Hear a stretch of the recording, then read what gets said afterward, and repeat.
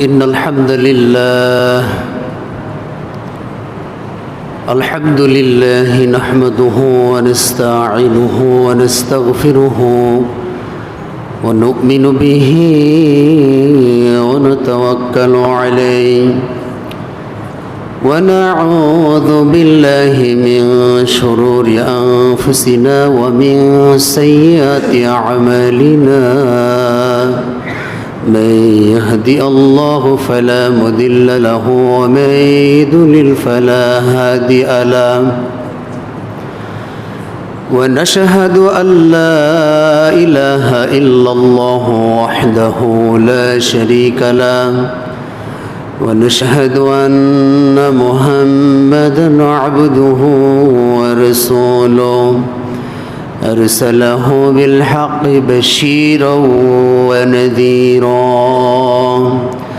وداعيا إلى الله بإذنه وسراجا منيرا أما بعد فإن خير الحديث كتاب الله وأحسن الهدي وهدي محمد صلى الله عليه وسلم وشر الأمور محدثاتها وكل محدثة بدعة وكل بدعة ضلالة وكل ضلالة في النار أعوذ بالله من الشيطان الرجيم بسم الله الرحمن الرحيم هل أتاك حديث موسى إذ رأى نارا فقال لأهلهم كثوا إني آنست نارا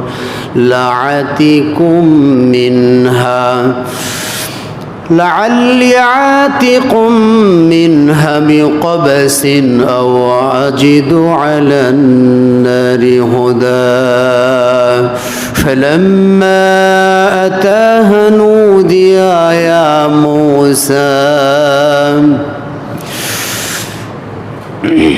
إني أنا ربك فاخلع عليك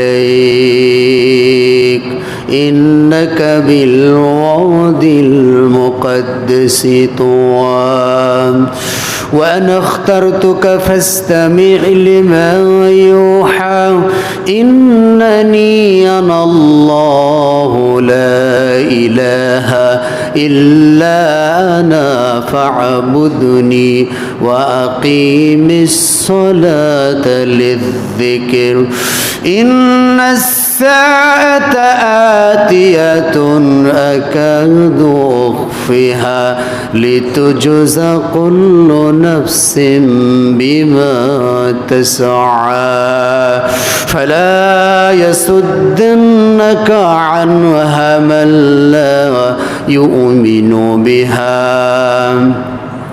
من لا يؤمن بها واتبع هواه فتردى إلى آخر الآيات سليم بن عبد الله عن أبيه أن رسول الله صلى الله عليه وسلم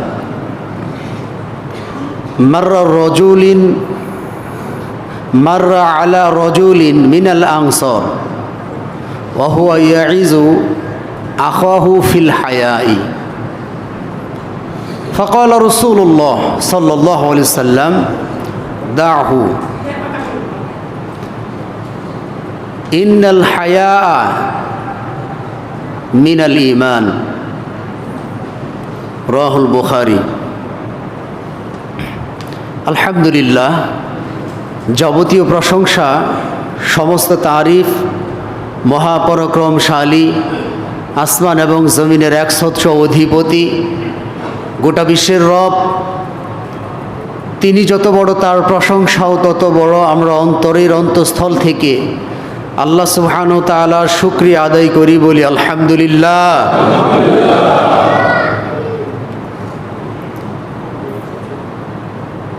দরুদ সালাম বর্ষিত হোক বিশ্ব মানবতার মুক্তির দূত, যিনি পৃথিবীর বুকে এসেছিলেন সুসংবাদদাতা এবং সতর্ককারী হিসাবে, যাকে জীবনের চেয়েও বেশি ভালোবাসতে না পারলে পরিপূর্ণ ঈমানদার হওয়া যায় না। সেই সাথে শান্তি বর্ষিত হোক বিশ্বের প্রত্যেকটি মুসলিম নর এবং নারীর প্রতি।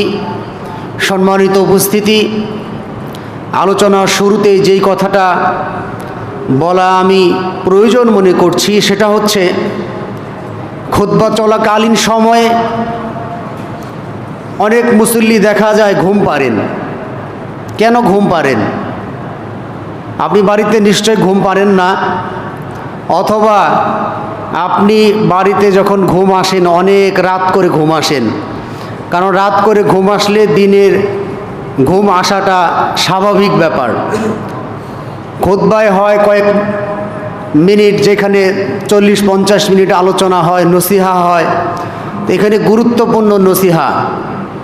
এই কথাগুলি না শুনে যদি আপনি ঘুম পাড়েন, তাহলে আমি বলবো পজিটিভ, কিন্তু আপনি মনে করবেন নেগেটিভ। কারণ আপনি মনোযোগ দিয়ে শোনেননি। মনোযোগ দিয়ে শোনার চেষ্টা করতে হবে। আমি কি বলি, আমার প্রত্যেকটা বক্তব্য সম্পূর্ণ শুনে এরপরে মন্তব্য করবেন। আংশিক অংশ শুনেছেন, এরপরে মন্তব্য শুরু করেছেন, তাহলে আপনি নিজেও বিভ্রান্ত, আরেকজনকেও বিভ্রান্ত করবেন। এজন্য আমি প্রত্যেকটা মুসল্লির দৃষ্টি আকর্ষণ করে বলছি, আপনারা মনোযোগ দিয়ে শোনার চেষ্টা করবেন। ঘুম আসলে বাহিরে গিয়ে চোখে পানি দিয়ে আসবেন। আল্লাহ রাব্বুল আলামিন আমাদেরকে আমল করার তৌফিক দিন, আমরা বলি আমিন। সম্মানিত উপস্থিতি, আমরা গত জুমাতে আলোচনা করেছিলাম মূসা এবং ফেরাউনের ঘটনা, যেটা আমরা শেষ করতে পারিনি। তো আজকেও সেই ধারাবাহিকভাবে সে আলোচনা করার চেষ্টা করব ইনশাআল্লাহ।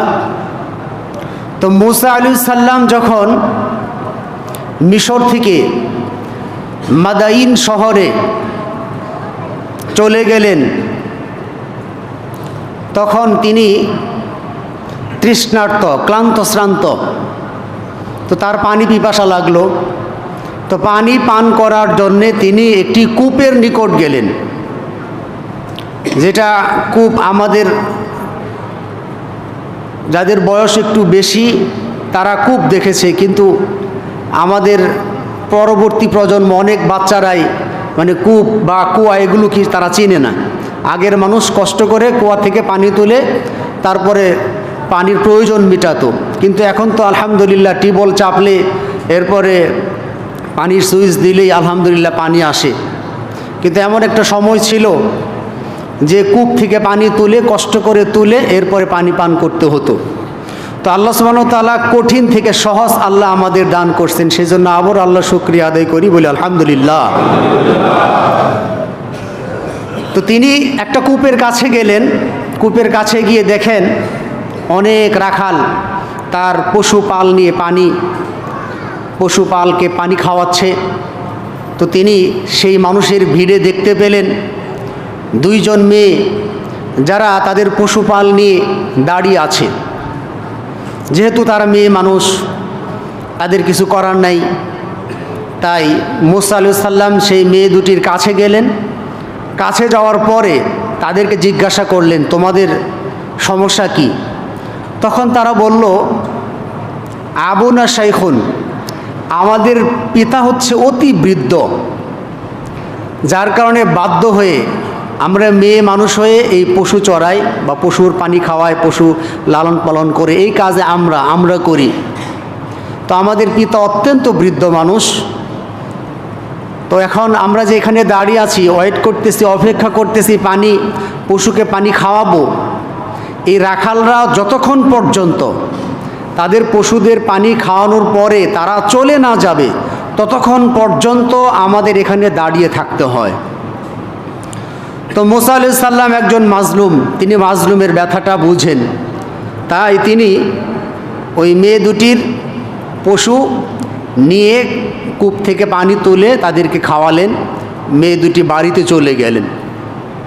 বাড়িতে চলে যাওয়ার পরে তাদের পিতার পরিচয় হচ্ছে, তাদের পিতা ছিল একজন নবী, শুআয়ব আলাইহিস সালাম। তো তাদের পিতা প্রতিদিন যেই সময় তারা বাড়ি ফিরে, আজকে একটু আগে বাড়িতে আসছে। তো এজন্যে তাদের পিতা তাদেরকে প্রশ্ন করলো যে তোমরা আজকে এত তাড়াতাড়ি কিভাবে আসলে? তখন তারা ঘটনা বৃত্তান্ত বললেন যে একজন যুবক, শক্তিশালী যুবক আমাদেরকে পশু পানি পান করানোর ক্ষেত্রে সাহায্য করেছে। তো এই কথা যখন বললেন, তখন শুআয়ব আলাইহিস সালাম তার দুই মেয়ের এক মেয়েকে বলল, তাহলে যাও ওই যুবকটাকে ডেকে নিয়ে আসো, কারণ সে তোমাদের সাহায্য করেছে, তোমাদের পশুদের পানি পান করিয়েছে, ভালো কাজ করেছে, উপকার করেছে, তাকে কিছু প্রতিদান দিতে হবে, কিছু পুরস্কার দেওয়া উচিত। তো মুসা আলাইহিস সালাম পানি পান করানোর পরে একটা গাছের নিচে বসলেন। বসার পরে তিনি আল্লাহ সুবহানাহু ওয়া তাআলার কাছে দোয়া করলেন, রব্বি ইন্নী লিমা আনজালতা ইলাইয়া মিন খয়রি ফাকিরুন। তো মুসা আলাইহিস সালাম আল্লাহর কাছে দোয়া করলেন, হে আমার রব, হে আমার প্রতিপালক, আপনি আমার উপর যা অবতীর্ণ করবেন, আপনি আমার উপর যেটা নাজিল করবেন, যেটা আমাকে দিবেন, আমি সেটার মুখাপেক্ষী। মানে মুসা আলাইহিস সালাম বলতেছেন যে আল্লাহ, আপনি আমাকে যেটা দিতে চান এটা তাড়াতাড়ি দেন, আমি ওটা চাই, আমি ওটার মুখাপেক্ষী। তো হঠাৎ সেই শুআয়ব আলাইহিস সালামের দুই মেয়ের একজন মেয়ে মুসা আলাইহিস সালামের কাছে আসলেন সলস পদক্ষেপে। সলস মানে অত্যন্ত নম্র ভদ্র, সলস পদক্ষেপ মানে যার ভিতরে অত্যাধিক লজ্জা আছে, এরকম শালীন হয়ে, লজ্জায় অবনত হয়ে মুসা আলাইহিস সালামের কাছে আসলেন। এখানে কিছু কথা বলি, লজ্জা আসলে কি জিনিস? 1000 বছর পূর্বে, যদিও তখন পর্দার বিধান নাজিল হয়নি, 1000 বছর পূর্বে মেয়েদের ভিতরে পর্দা ছিল, শালীনতা ছিল, তারা লজ্জাবতী ছিল। কিন্তু অত্যন্ত দুঃখের বিষয়, 1000 বছর পরে আজকে আমাদের মেয়েদের, আমাদের মায়েদের, আমাদের স্ত্রীদের, আমাদের কন্যাদের কোনো লজ্জা নাই। এরা নির্লজ্জ, এরা বেহায়ার মতো চলাফেরা করে। আর ওই সময় 1000 বছর আগের নারীদের ভিতরে কি লজ্জা ছিল! লজ্জায় অবনত হয়ে মুসা আলাইহিস সালামের কাছে আসলেন। তো লজ্জা কি জিনিস, এ মর্মে সহিহ বুখারী এর 9 নম্বর হাদিস, রাসূল সাল্লাল্লাহু আলাইহি সাল্লাম বলেন, ইমানের 60-এর অধিক শাখা রয়েছে, এর ভিতরে একটা গুরুত্বপূর্ণ শাখা হচ্ছে লজ্জা, অর্থাৎ লজ্জা হচ্ছে ইমানের অংশ। এরপরে সহিহ বুখারী 24 নম্বর হাদিস, সালিম ইবনে আব্দুল্লাহ তার পিতা থেকে বর্ণিত, রাসূল সাল্লাল্লাহু আলাইহি সাল্লাম মাররা আলা রাজুলিন মিনাল আনসার, অর্থাৎ আনসার সম্প্রদায়ের একজন ব্যক্তির নিকট দিয়ে মুহাম্মদ সাল্লাল্লাহু আলাইহি ওয়াসাল্লাম যাইতেছেন। যাওয়ার পরে এই আনসার সাহাবী ওয়াহুয়া ইয়াইজু আখাহু ফিল হায়াই, একজন আনসার সাহাবী আরেকজন ভাইকে, তার ভাইকে লজ্জার ব্যাপারে নসিহা করতেছে যে তুমি এত লজ্জা পাও, এত লজ্জা পাইতে হয়, তুমি লজ্জাই তোমার মধ্যে বেশি, একটু কম লজ্জা করবে, মানে এরকম কিছু উপদেশ দিচ্ছে। তার ভাই অত্যাধিক লাজুক। তো আল্লাহ রসুল তার নিকট দিয়ে যাচ্ছেন। যাওয়ার পরে আল্লাহ রসুল সাল্লাল্লাহু আলাইহি সাল্লাম বললেন, দাও। আল্লাহ রসুল বললেন যে ইন্নাল হায়া মিনাল ঈমান, তুমি তাকে ছেড়ে দাও, নিশ্চয় লজ্জা হচ্ছে ঈমানের অংশ, লজ্জা হচ্ছে ঈমানের অংশ। এ প্রসঙ্গে আরেকটা হাদিস উল্লেখ করি, সহিহ তিরমিজির 5077 নম্বর হাদিস, আবু হুরায়রা রাদিয়াল্লাহু আনহু থেকে বর্ণিত। তিনি বলেন, নবী সাল্লাল্লাহু আলাইহি ওয়াসাল্লাম বলেছেন, আল হায়াউ, লজ্জা, মিনাল ঈমান, লজ্জা হচ্ছে ঈমানের অঙ্গ, লজ্জা হচ্ছে ঈমানের অংশ। ওয়াল ঈমানু ফিল জান্নাহ, আর ঈমানের পরিণাম হচ্ছে জান্নাত। সুবহানাল্লাহ বলেন।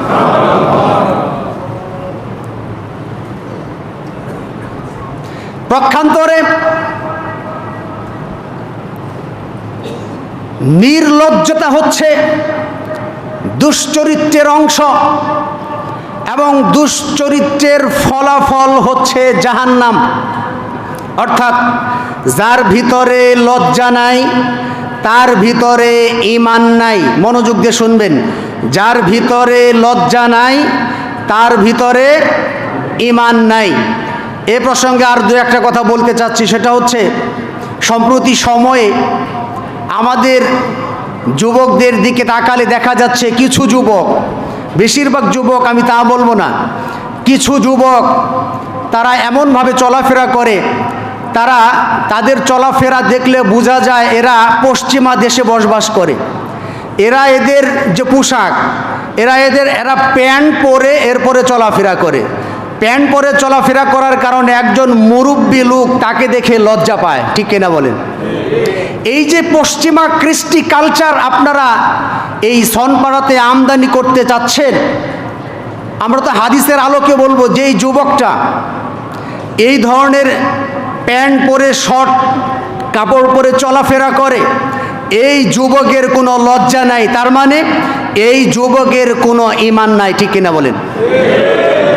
যেই যুবকের ভিতরে ঈমান নাই সেই যুবকের লজ্জা নাই। যার লজ্জা নাই তাহলে প্রকারান্তে আমরা বলবো তার বাবা মারও লজ্জা নাই।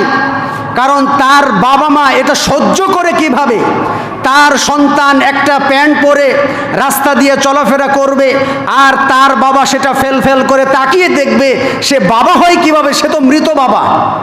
সে যদি আদর্শবান পিতা হয়ে থাকে তার সন্তানকে ডেকে আনবে, কি ব্যাপার, তুমি কিসের কৃষ্টি কালচার আমদানি করতেছো? বাচ্চারা প্যান্ট পরে, এরা বুঝে না। তুমি তো বাচ্চা না, তুমি তো অ্যাডাল্ট প্রাপ্ত, তুমি তো যুবক, তুমি আজকে প্যান্ট পরে এইভাবে অলিত গলিতে ঘুরছ। এটা দেখে তো আপনার পুরুষ মানুষও লজ্জা পায়, নারী তো দূরের কথা। তাহলে আমি এই হাদিস থেকে যেটা বোঝাতে চাচ্ছি সেটা হচ্ছে, যার ভিতরে লজ্জা নাই তার ভিতরে কি নাই? ঈমান নাই। আর যা নির্লজ্জতা দুশ্চরিত্রের অংশ, দুশ্চরিত্রের পরিণাম হচ্ছে জাহান্নাম। যারা দুশ্চরিত্রবান ব্যক্তি, যারা দুশ্চরিত্রবান মানুষ, যাদের ভিতরে হায়া নাই, লজ্জা নাই, শরম নাই, আত্মমর্যাদা বোধ নাই, এরাই হচ্ছে জাহান্নামী চরিত্রের মানুষ। এই জাহান্নামী চরিত্রের মানুষদেরকে আমাদের সুন্দরভাবে দাওয়াত দিতে হবে যে ভাই, এই কৃষ্টি কালচার ইসলাম সাপোর্ট করে না, এই কৃষ্টি কালচার পাশ্চাত্যের কৃষ্টি কালচার। সুতরাং তুমি যদি দাবি করে থাকো তুমি মুসলমানের সন্তান, মুসলমানদের আলাদা বৈশিষ্ট্য আছে, মুসলমানরা শালীন হয়ে চলাফেরা করে, মুসলমানদের পোশাকের ভিতরে শালীনতা আছে। সুতরাং যদি আমরা ঈমান নিয়ে মৃত্যুবরণ করতে চাই, অবশ্যই আমাদের ভিতরে শালীনতা ফিরিয়ে আনতে হবে। আল্লাহ সুবহানাহু ওয়া তাআলা, আমি আল্লাহর কাছে দোয়া করি আমাদের যে যুবকগুলি কোরআন হাদিস না জানার কারণে এই ভুল করেছে, দ্বিতীয়বার এই ভুল তারা করবে না বলে আমরা আশা করি। আল্লাহ আমাদের এই যুবকদেরকে কবুল করুন, আল্লাহুম্মা আমিন। সেই সাথে আরেকটা কথা বলতে চাই, সেটা হচ্ছে ইপিজেডকে কেন্দ্র করে বহির্বিশ্বের যে সমস্ত ভাড়াটিয়া লোক এখানে আসেন, আপনাদের কৃষ্টি কালচার যেন ইসলামিক সিস্টেমের হয়, এবং কি এদের সাথে সাক্ষাৎ হলে আপনারা সুন্দরভাবে সালাম দিয়ে এদেরকে বলবেন যে ভাই, আপনি প্যান্ট পরে এভাবে ঘুরতেছেন, এটা আল্লাহ সাপোর্ট করে না, এটা ইসলাম সাপোর্ট করে না। এই বেহায়াপনা, নির্লজ্জতা, এটা ঈমানহীনের কাজ। সুতরাং আল্লাহর হস্তে এটা পরে আপনি ঘরে থাকেন, এটা ঘরের পোশাক, বাইরে আসবে না। আপনি বাইরে বের হলে সুন্দর পোশাকে বের হবেন। এইভাবে যদি আমরা তাদেরকে নসিহা করতে পারি, আমি নিশ্চিত তারা এখানে ভাড়াটিয়া, তারা আপনার কথা সুন্দর এই দাওয়াত, তারা মেসেজ তারা শুনবে ইনশাআল্লাহ। তো আল্লাহ সুবহানাহু ওয়া তাআলা আমাদের বিষয়টা বুঝার তৌফিক দিক, আমরা বলি আমিন। এরপরে মুসা আলাইহিস সালামের কাছে 16 পদক্ষেপে শুআয়ব আলাইহিস সালামের 2 কন্যা আর 1 কন্যা এসে বললেন, আমার আব্বা আপনাকে ডেকেছে। অর্থাৎ আপনি যে আমাদের পানি পান করিয়ে যে উপকার করেছেন, আমার আব্বা এর বিনিময় আপনাকে দিবে, অর্থাৎ আপনাকে পুরস্কৃত করতে চায়। তাহলে দেখেন, মুসা আলাইহিস সালাম প্রথমত সে ছিল নিরাশ্রয়, তার কোনো আশ্রয় ছিল না, কিন্তু আল্লাহ সুবহানাহু ওয়া তাআলা তাকে আশ্রয় দিবেন। কি সুন্দর পদ্ধতি। এরপরে শুআয়ব আলাইহিস সালামের কাছে গিয়ে মুসা আলাইহিস সালাম ঘটনা বৃত্তান্ত সুন্দর করে বললেন, কি হয়েছিল, মিশরে কি হয়েছে, সব বৃত্তান্ত খুলে বললেন। খুলে বলার পরে শুআয়ব আলাইহিস সালাম বললেন, আল্লাহ রাব্বুল আলামিন তোমাকে জালিম সম্প্রদায় থেকে হেফাজত করেছে। এরপরে শুআয়ব আলাইহিস সালামের 1 মেয়ে প্রস্তাব দিল, আব্বা ইনি অত্যন্ত শক্তিশালী এবং সাহসী, আমানতদার, আপনি তাকে আমাদের বাড়ির, আপনি যেহেতু বৃদ্ধ মানুষ, আমাদের বাড়ি কাজ করবে এরকম কর্মচারী নিয়োগ দেন তাকে। তাহলে তাকে যদি কর্মচারী নিয়োগ দেওয়া হয়, তাহলে মুসা আলাইহিস সালামের থাকার একটা বাসস্থান আলহামদুলিল্লাহ হয়ে গেল। তো এখানে যে বিষয়টা মেয়েটা বলল যে সে খুব শক্তিশালী এবং আমানতদার, এটার ব্যাখ্যা কি, মেয়েটা কিভাবে জানলো? এটার ব্যাখ্যা তাফসিরে জালালাইন শরীফ, জালালাইনের মধ্যে আছে যে মুসা আলাইহিস সালাম তিনি ছিলেন শক্তিশালী, এর মানে কূপ যে ছিল সেই কূপ বা কুয়া আমরা যেটাই বলি, সেটা ঢাকনাটা সরাইতে 2-3 জন যুবক লাগতো, কিন্তু মুসা আলাইহিস সালাম একাই সেই ঢাকনা সরাইছিলেন। এতে বোঝা যায় সে অনেক যথেষ্ট শক্তিশালী। এরপরে মুসা আলাইহিস সালাম আমানতদার, এটা কিভাবে? তখন সেই মেয়েটা বলল, আমি এবং একটা যুবক, তরতাজা যুবক, একসাথে বাড়ি পর্যন্ত আসলাম, কিন্তু সে আমাকে টু শব্দ কিছুই বলল না। সে যদি দুশ্চরিত্রের লোক থাকতো তাহলে আমার সাথে ইপটিজিং করার চেষ্টা করতো, আমার সাথে কথা বলতো অথবা একটা কিছু করত। এ থেকে বোঝা যায় এই লোকটা হচ্ছে আমানতদার। এরপরে শুআয়ব আলাইহিস সালাম মুসা আলাইহিস সালামকে প্রস্তাব দিলেন যে তুমি আমার বাড়িতে থাকো এবং আমার যে 2টা কন্যা, এই 2টা কন্যার একটাকে আমি তোমার কাছে বিয়ে দেব, এর দেনমোহর স্বরূপ তুমি আমার বাড়িতে 8 বছর কাজ করবে। এটা হচ্ছে আবশ্যক, 8 বছর থাকতে হবে। আর যদি তুমি ইচ্ছে করো আরও 2 বছর বাড়িয়ে থাকবে, 10 বছর, তাও থাকতে পারো। তাহলে মুসা আলাইহিস সালামের থাকার ব্যবস্থাও হলো, পাশাপাশি বিয়ে করিয়ে দেওয়ার কারণে একটা পরিবারও সে উপহার পেল। এখান থেকে আর যে বিষয়টা আমরা আলোচনা করতে চাই সেটা হচ্ছে, শুআয়ব আলাইহিস সালাম বলে নাই আমার 2 মেয়ের অমুককে তোমার কাছে বিয়ে দেব, এটা বলে নাই। কারণ বিয়ের ক্ষেত্রে শুআয়ব আলাইহিস সালাম তার মেয়েদের সম্মতি নিয়েছেন। মেয়েদের সম্মতি, আপনার মেয়ে যদি বিয়েতে রাজি না থাকে, আপনি জোর করে বাধ্য হয়ে সেই মেয়ের বিবাহ দিতে পারবেন না।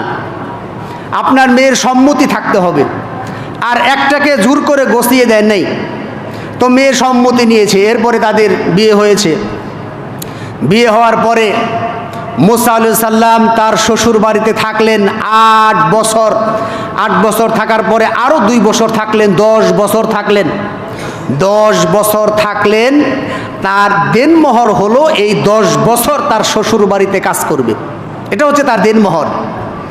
আমি এখান থেকে যে বিষয়টা আরেকটু ক্লিয়ার করতে চাই সেটা হচ্ছে, শ্বশুর বাড়িতে যদি কোনো ব্যক্তি থাকে, আমরা বলি সে হচ্ছে ঘর জামাই। কি জামাই? ঘর জামাই। তো মুসা আলাইহিস সালাম 10 বছর ঘর জামাই থাকলেন, একজন নবী।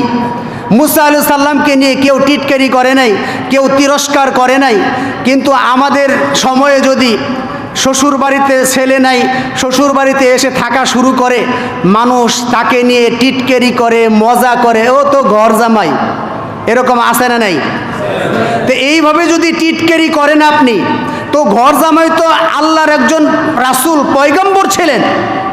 আপনি যদি তাকে টিটকারি করেন, তাকে গালি দেন, তাকে নিয়ে হাসাহাসি করেন, প্রকারান্তরে আপনি মুসা আলাইহিস সালামকে নিয়েও গালি মানে টিটকারি করলেন। ঠিক কিনা বলেন? শুধু মুসা না, আরেকজন নবী, ইনিও 7 বছর তার শ্বশুর বাড়িতে থেকেছেন। 7 বছর তারও দিনমোহর ছিল শ্বশুর বাড়িতে কাজ করবে। সুতরাং ঘর জামাই বলে যারা টিটকারি দেয়, এরা কোরআন এবং সুন্নাহ সম্পর্কে অজ্ঞ ব্যক্তি, কোরআন হাদিস জানে না। অর্থাৎ তারা টিটকারি দিয়ে তাদেরকে মনে কষ্ট দেয়। এই মানুষ হয়ে মানুষের মনে যারা কষ্ট দেয়, এটা মুসলমানদের স্বভাব নয়, এটা হচ্ছে ইহুদি খ্রিস্টানদের স্বভাব। ইহুদি খ্রিস্টানরা আমাদের নবী মুহাম্মদ সাল্লাল্লাহু আলাইহি সাল্লামকে আরও কষ্ট দিত। কিভাবে? আমাদের নবী মুহাম্মদ সাল্লাল্লাহু আলাইহি সাল্লামকে বলতো লেস কাটা। আমাদের নবীর কোনো ছেলে ছিল না, অর্থাৎ আমাদের নবীর ছেলে ছিল 4টা। কয়টা ছেলে? 4টে ছেলে। 4টে ছেলে থাকার পরে এই ছেলেগুলি আল্লাহ সুবহানাহু ওয়া তাআলা আল্লাহর হুকুমে নিয়ে নিছেন। কারণ যখন ছেলেগুলি থাকবে, নবীর ছেলে বলে একটা পাওয়ার আছে, একটা এক্সট্রা ক্ষমতা আছে, তো সেটা উইলিংলি অফ আল্লাহ, আল্লাহর ইচ্ছা। তাহলে নবীর ছেলে ছিল কয়টা? 4টা। তাহলে নবী লেস কাটা ছিলেন না। এরপরে তার মেয়ে ছিলেন। কোনো ব্যক্তি যদি এমন হয় তার কোনো ছেলে সন্তান নাই, তাকে যদি কোনো ব্যক্তি গালি দেয়, এই গালিটা প্রকারান্তরে আমাদের নবী মুহাম্মদ সাল্লাল্লাহু আলাইহি সাল্লামকেও দেওয়া হবে। আমার কথা বুঝতেছেন?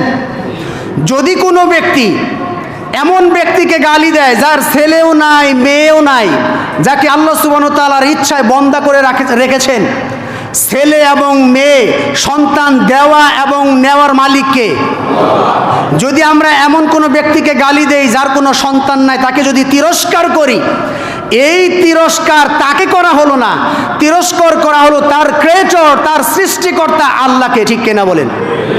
যারা বন্ধা লোককে গালি দেয়, তারা সরাসরি ওই লোকে গালি দেয় না, গালি দেয় মূলত আল্লাহকে। আর এই স্বভাবগুলি, এই কালচারগুলি মুসলমানদের না, এগুলো হচ্ছে ইহুদি খ্রিস্টানদের কালচার। ইহুদি খ্রিস্টানরা এইভাবে আমাদের নবীকে গালিগালাজ করত।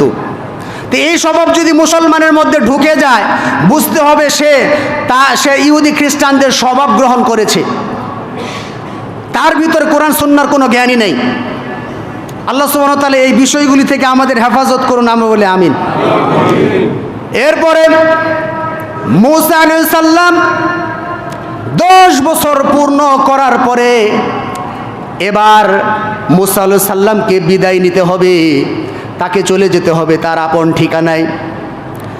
তখন মুসা আলাইহিস সালামকে তার শ্বশুর 1 পাল ছাগল উপহার দিলেন, হাদিয়া দিলেন, এগুলো নিয়ে যাও। শ্বশুর ইচ্ছা করে কিছু দিছে। কিন্তু আমাদের বর্তমান সময়ে যে বিয়ে শাদীগুলি হচ্ছে, কন্ডিশন হচ্ছে যে আমার ছেলেটা আপনার মেয়ের সাথে বিয়ে করাবো, শর্ত হচ্ছে মোটরসাইকেল দিতে হবে, ফার্নিচার দিতে হবে, টিভি দিতে হবে, ফ্রিজ দিতে হবে, এসি দিতে হবে, কত শর্ত। কিন্তু ইসলামিক সিস্টেম যেটা, সেটা হচ্ছে একজন ছেলের পক্ষ থেকে মেয়ে পক্ষে প্রস্তাব যাবে, আমি আপনার মেয়েকে বিয়ে করব এত টাকা দেনমোহরের বিনিময়ে, অর্থাৎ হয়তো 5 লক্ষ টাকা দেনমোহর দিব আপনার মেয়েকে, বা 1 লক্ষ টাকা দিব, অথবা 50,000 টাকা দিব। আমি যে আপনাকে 5 লক্ষ টাকা দিব, এই যে আমার যে প্রস্তাব, এই প্রস্তাবে শ্বশুরকে বলবে আপনি কি রাজি আছেন কিনা। শ্বশুর যদি রাজি হয় তাহলে বিয়ে হবে। কিন্তু দেখেন সিস্টেমটা পুরো উল্টা গেছে। উল্টে গেছে কি, বরং মেয়ের বাবা এখন ছেলের বাবাকে প্রস্তাব দেয়, আমি আমার মেয়েকে আপনার কাছে ছেলের সাথে দিতে পারি, সাথে মোটরসাইকেল দিতে পারবো, ফ্রিজ দিতে পারবো, ফার্নিচার দিতে পারবো, বেশি কিছু দিতে পারবো না। পুরোটাই উল্টে গেছে। কিন্তু মুসলমান যারা মুসলমান দাবিদার আত্মমর্যাদাশীল ব্যক্তি, এরা বিয়ে করবে এইভাবে যে তার শ্বশুরকে প্রস্তাব দিবে যে আমি আপনার মেয়েকে বিয়ে করতে চাই, এত টাকা দেনমোহরের বিনিময়ে। শুধু তাই নয়, শ্বশুর বাড়িতে যে খাওয়া দাওয়ার অনুষ্ঠান হয়, এই খাওয়া দাওয়ার সম্পূর্ণ খরচ বহন করবে ছেলে। এটা নাম হচ্ছে সামর্থ্য। ছেলে বহন করবে, ওই মেয়ের বাবা বহন করবে না। এটা ইসলাম না। ইসলাম কোনটা? মেয়ের বাবার বাড়িতে আপনার আত্মীয় স্বজন বন্ধু বান্ধব যাদেরকে নিয়ে যাবেন, নিয়ে গিয়ে আপনি যে খাওয়া দাওয়ার অনুষ্ঠানটা হবে, সেই অনুষ্ঠানের পুরো খরচ দিতে হবে ছেলেকে। এটা হচ্ছে নিয়ম। কিন্তু আমাদের নিয়ম পাল্টে গেছে। মেয়ের বাবার কাছে গিয়ে এত 1000, 2000, 500 মানুষ গিয়ে তার আর্থিকভাবে বড় ধরনের আর্থিকভাবে একটা ক্ষতিগ্রস্ত করে দেওয়া হয়। এটা আন্তরিকতা না, বরং এটা হচ্ছে তার প্রতি জুলুম। এই জুলুম যারা করে, আয-যুলমু যুলমাতুন ইয়াউমাল কিয়ামা, জুলুম কিয়ামতের দিন অন্ধকার রূপ ধারণ করবে। আত্মীয়তার নাম করে মেয়ের বাবার উপর জুলুম চাপিয়ে দেওয়া হয়। এটা কোনো মুসলমানের কাজ হতে পারে না, এটা নিচু শ্রেণীর মানুষের কাজ। সম্মানিত উপস্থিতি, এরপরে মুসা আলাইহিস সালাম পরিবার, এই 10 বছরে মুসা আলাইহিস সালামের 2টা সন্তান হলো, আরেকটা সন্তান তার পেটে, 2টা ছেলে, আরেকটা সন্তান গর্ভে। এরপরে তারা চলতেছে, চলার পরে চলতে চলতে চলতে চলতে অনেক দূর গেলেন। যাওয়ার পরে মুসা আলাইহিস সালাম পথ হারিয়ে ফেললেন। পথ হারিয়ে যাওয়ার পরে আল্লাহ সুবহানাহু ওয়া তাআলা তুয়া উপত্যকায় যখন তিনি গেলেন, তখন এত গুটগুটে অন্ধকার ছিল। এদিকে তার সন্তান, তার স্ত্রী, সাথী, তো এখন এত অন্ধকার, ঝড় বিদ্যুৎ চমকাচ্ছে, এমন পরিবেশ, কোনোর দিকে কোনো কিছু দেখা যাচ্ছে না, আগুনের দরকার। এরপরে ইয রাআ নারান ফাকালা লিআহলিহিম কুসু ইন্নী আনাস্তু নারান লাআল্লি আতিকুম মিনহা বিকবাসিন আও আজিদু আলান নারি হুদা। এরপরে মুসা আলাইহিস সালাম আগুন দেখতে পেলেন। ইয রাআ নারান ফাকালা লিআহলিহিম কুসু। এরপর মুসা আলাইহিস সালাম তার পরিবার, তার স্ত্রী পরিবারকে বলল, ওয়েট হিয়ার, এখানে অপেক্ষা করো, তোমরা এখানে থাকো, ওই যে দূরে আমি আগুন দেখতে পাচ্ছি। আনাস্তু নারান লাআল্লি আতিকুম মিনহা বিকবাসিন আও আজিদু আলান নারি হুদা। তো আমি সেখানে গিয়ে আগুন নিয়ে আসি, অথবা বিকবাসিন মানে কিছু আগুনে যে জলে, লাকড়ি জলে, অঙ্গার, কিছু অঙ্গার হলেও আমি কি সেখান থেকে কিছু নিয়ে আসতে পারবো, অথবা আমি সেখানে গিয়ে পথ খুঁজে পাবো, কাউকে না কাউকে পাবো, যেহেতু আগুন দেখতে পাচ্ছি, কিছু না কিছু আমি পাবো, পথ খুঁজে পাবো। এরপরে ফালাম্মা আতাহা, এরপরে মুসা আলাইহিস সালাম যখন আগুনের কাছে আসলেন, মুসা আলাইহিস সালামকে বলা হলো নুদিয়া ইয়া মুসা। মুসা আলাইহিস সালামকে ডাক দেওয়া হলো। ডাক দেওয়ার পরে ইন্নী আনা রব্বুকা ফাখলা'না আলাইক ইন্নাকা বিল ওয়াদিল মুকদ্দাসি তুয়া। আল্লাহ বলতেছেন, মুসা, নিশ্চয় আমি হচ্ছেন তোমার রব, সুতরাং তুমি তোমার পায়ের জুতা এটা খুলে ফেলো। ইন্নাকা বিল ওয়াদিল মুকদ্দাসি তুয়া, তুমি পবিত্র তুয়া উপত্যকায় রয়েছো। এরপর মুসা আলাইহিস সালাম তার জুতা খুলে ফেললেন। জুতা খুলে ফেলার পরে আল্লাহ রাব্বুল আলামিন বলতেছেন, ইন্নানি আনাল্লাহ। এর আগে বললেন যে ফাসতামি লিমা ইউহা ওয়া আনা ইখতারতুকা ফাসতামি লিমা ইউহা। মুসা আলাইহিস সালাম সাথে আল্লাহ কথা বলতেছেন। আল্লাহ রাব্বুল আলামিন বলতেছেন, আমি তোমাকে মনোনীত করেছি যে আমি তোমাকে নবী বানাবো, আমি তোমাকে মনোনীত করেছি, সুতরাং ফাসতামি, মনোযোগ দিয়ে শোনো, লিমা ইউহা, তোমার প্রতি যে ওহী করা হয়, এই ওহী তুমি মনোযোগ দিয়ে শোনো। এরপরে আল্লাহ বলতেছেন, ইন্নানি আনাল্লাহ, নিশ্চয় আমি হচ্ছি আল্লাহ। ইন্নানি আনাল্লাহ লা ইলাহা ইল্লা আনা ফা'বুদনি ওয়া আকিমিস সালাতা লিযযিকির। মূসাকে আল্লাহ বলতেছেন, শোনো আমি তোমাকে নবী হিসেবে মনোনীত করেছি, আমি যা বলি মনোযোগ দিয়ে শোনো আর পরিচয়টা শুনে নাও, আমি হচ্ছি আল্লাহ, আমি ছাড়া আর কোনো সত্যিকারের ইলাহ নাই। ইলাহের ব্যাখ্যায় আমি এর আগেও বলেছিলাম, ইলাহ এমন একটা শব্দ যেটার ভিতরে আল্লাহ সুবহানাহু ওয়া তাআলার ৯৯টা নাম এর যে অর্থ, সবগুলো অর্থ একত্র করলে, হুকুম হাকাম একত্র করলে যা কিছু হয় সব কিছুর হুকুম হাকাম এই ইলার মধ্যে প্রবেশ করেছে।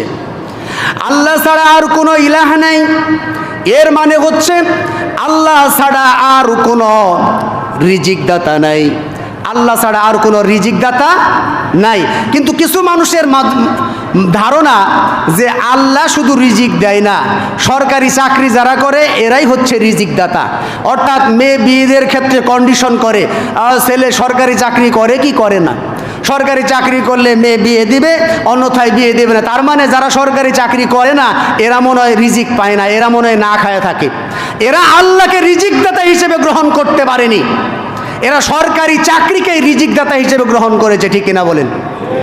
আল্লাহ আরো বলেছেন, আল্লাহ ৯৯টা নামের ভিতরে আরো আছে আল্লাহ তিনি হচ্ছেন শান্তিদাতা, আল্লাহ হচ্ছেন শান্তিদাতা, আল্লাহ হচ্ছেন রিজিকদাতা, তিনি হচ্ছেন নিরাপত্তা দানকারী, তিনি হচ্ছেন সবচেয়ে পবিত্র।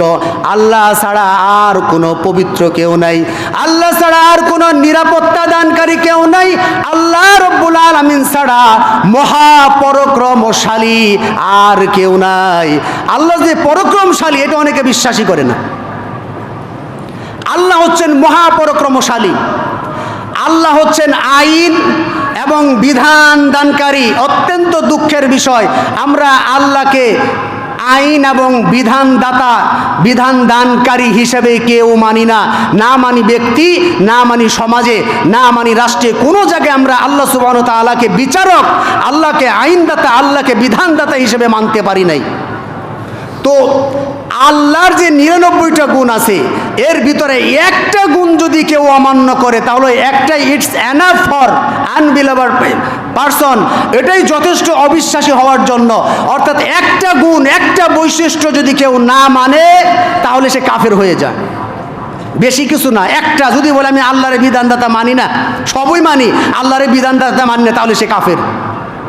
যদি বলে আমি আল্লাহকে রিজিকদাতা মানি না তাহলে সে কাফের হবে। আল্লাহর ৯৯ নামের যে কোনো একটা সিফাতকে কোনো ব্যক্তি যদি অস্বীকার করে তাহলে সে কাফের হয়ে যাবে। সম্মানিত উপস্থিতি, তাহলে আল্লাহ ছাড়া আর কোনো সত্যিকারের ইলাহ নাই, এই দাওয়াত আল্লাহ দিলেন। এরপরে আল্লাহ রাব্বুল আলামিন বলেন, ওয়া আকিমিস সালাতা লিযযিকির, মুসা তুমি আমাকে স্মরণ করো সলাতের মাধ্যমে। আল্লাহ রাব্বুল আলামিনকে স্মরণ করার সর্বোত্তম অ্যাপ্রোপ্রিয়েট টাইম অথবা সবচেয়ে উত্তম পন্থা হচ্ছে সলাতের মাধ্যমে আল্লাহকে স্মরণ করা। একজন ব্যক্তি আছে, ও শুধু জিকির করে লা ইলাহা ইল্লাল্লাহ, লা ইলাহা ইল্লাল্লাহ, আল্লাহ আল্লাহ জিকির করতেছে, সলাতও পড়ে না, কিছুই পড়ে না।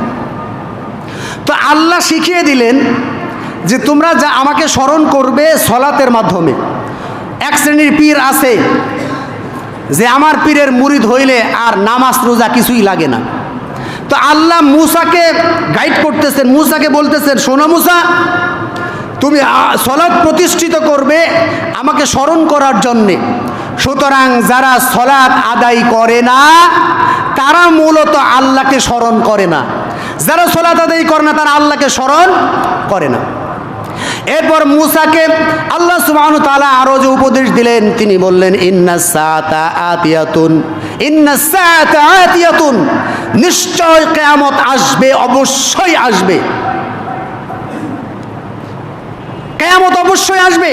আকাদু ফিহা, আল্লাহ সুবহানাহু ওয়া তাআলা বলতেছেন, কুল্লু নাফসিন বিমা তাসআ, যে আমি এই কিয়ামতের সংবাদটা গোপন করে রেখেছি যাতে করে মানুষ এই কিয়ামতের দিন মানুষকে তার কাজের যে প্রতিদান এটা দেওয়া যায়। এটাকে এজন্য আমি এই কিয়ামতের যে সংবাদ এটা আমি গোপন করে রেখেছি।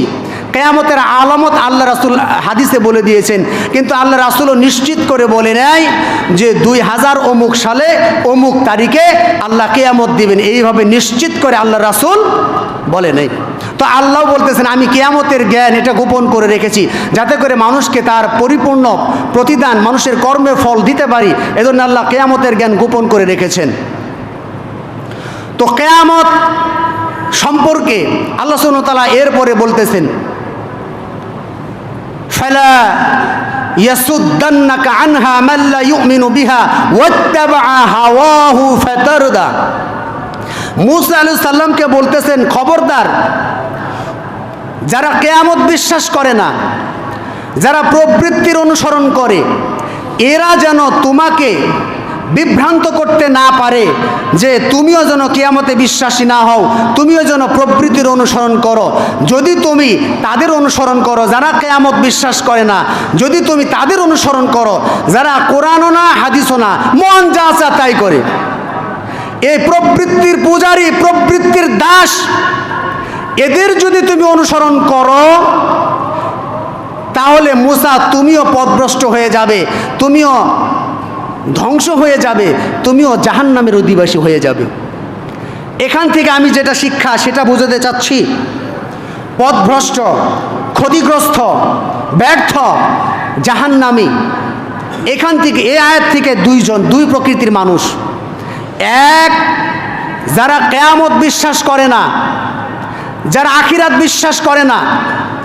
আখিরাত যদি বিশ্বাস করত তাহলে অন্যায়ভাবে মানুষকে হত্যা করতো না, ঠিক কিনা বলেন?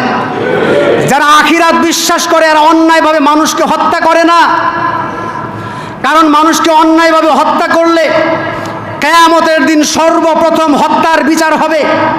অন্যায়ভাবে যারা মানুষকে হত্যা করে এরা কিয়ামত বিশ্বাস করে না। কিয়ামত বিশ্বাস করলে হত্যা করতো না, কারণ তার ভিতরে একটা কাজ করতো, আল্লাহ আমি যদি হত্যা করি আমাকে তো জাহান্নামে যাইতে হবে।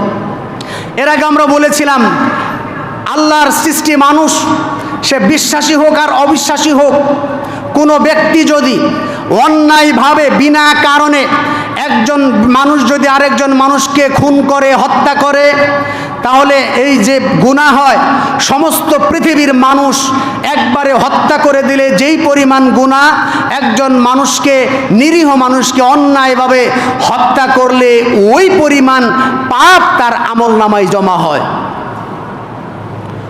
তাহলে আমি বলতে চাচ্ছি, যারা পথভ্রষ্ট, ক্ষতিগ্রস্ত, দুই শ্রেণীর মানুষ এই আয়াত থেকে বোঝা যাচ্ছে। একটা হচ্ছে আখিরাত বিশ্বাস করে না। আখিরাত যদি বিশ্বাস করত তাহলে তার আমল পরিবর্তন হইতো, কিন্তু আমরা তো দেখি তার আমলের কোনো পরিবর্তন নাই। সে দেদারছে, বুক ফিলিয়ে চলছে, দেদারছে, মানুষের সমালোচনা, গীবত করে বেড়াচ্ছে, আলেমদের সমালোচনা করছে, তো মানুষকে মানুষ হিসেবে মূল্যায়ন করছে না।